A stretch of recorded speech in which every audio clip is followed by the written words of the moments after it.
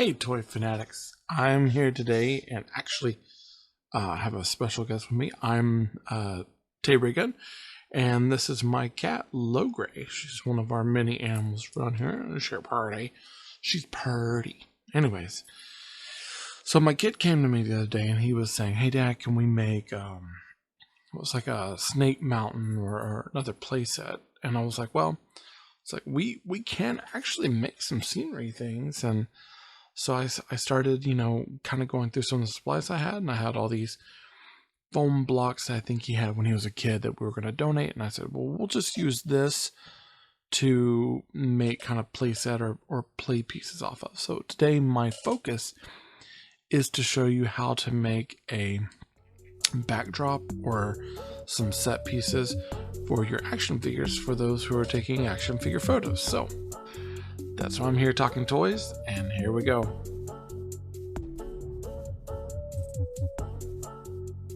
Okay, so getting into this, I have selected basically an assortment of foam pieces, and I've taken 2 long foam strips to create as a base.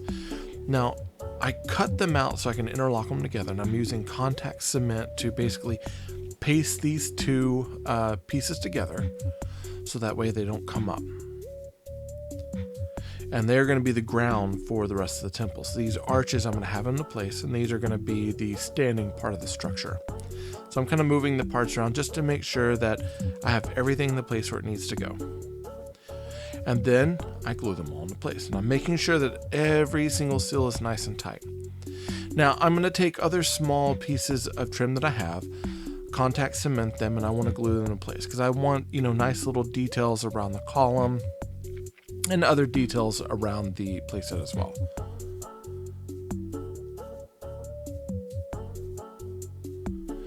And then of course taking thicker foam sheets now, and a lot of these foam sheets I've gotten at Michael's. The thin ones I believe I got a pack of them at Dollar Tree, and the foam blocks I got from a set of preschool foam blocks that we got, I think it was at like Ross.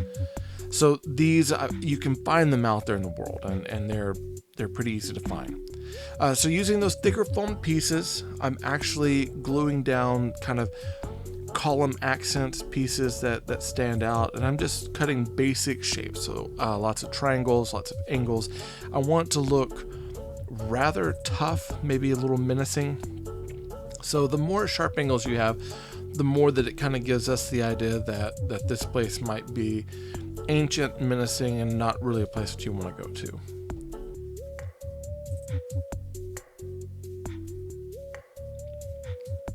Adding some round pieces. I put the round pieces on there to kind of add to the roundness of the arch, so keeping the motif together.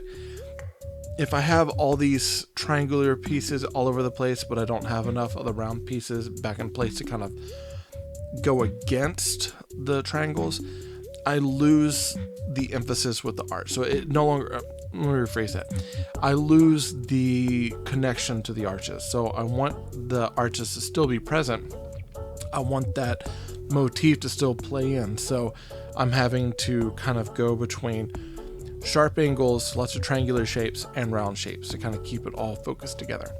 And then of course put some on the back as well, because I want to carry this, throughout the columns.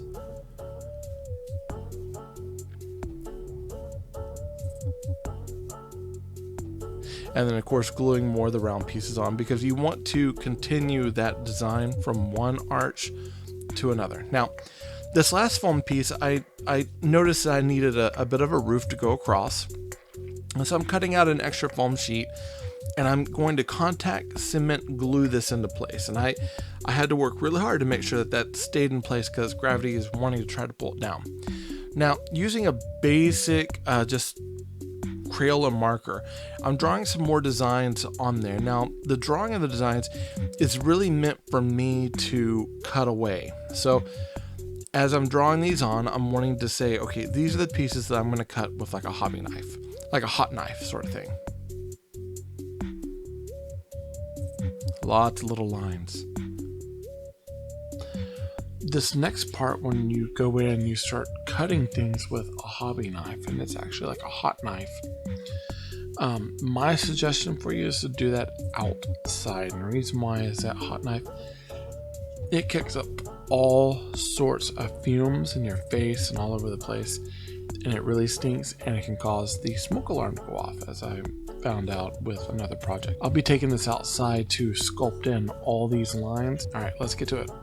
Okay, now that I'm outside, I've taken this hot knife and I've heated it up, and I'm going around every small little line that I have drawn with the Crayola marker, but this time I'm actually burning away the foam. So I'm melting it, and it smells awful. The fumes from this are, they're pretty bad. So this is definitely something you want to do either in a very well ventilated area, or even in a place like really outside is going to be your best place. You might even wear a mask. I'm actually wearing a mask right now because I really don't want those fumes up in my face, and they kind of waft right up to you.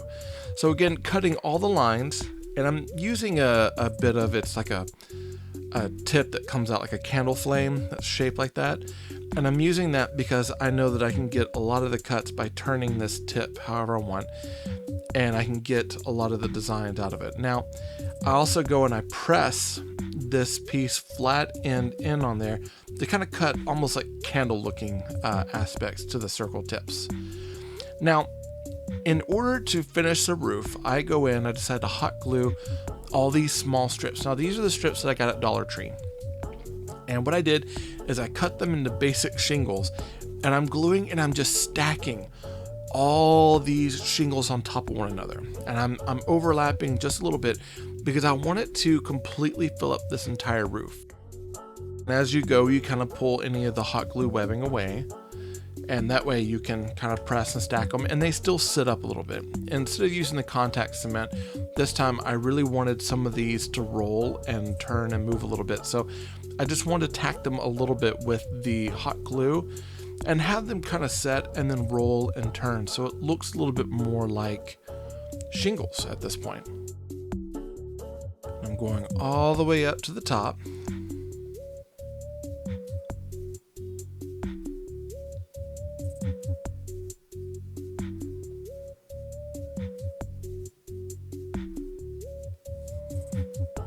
And I keep going, and this is going to take you a while. I go all the way up to that top surface, and I go all the way up there because I want to get them all on, all the way up, and then I'm going to basically go and I'm going to trim these shingles away because I don't want it to overlap on the very tip top of the roof.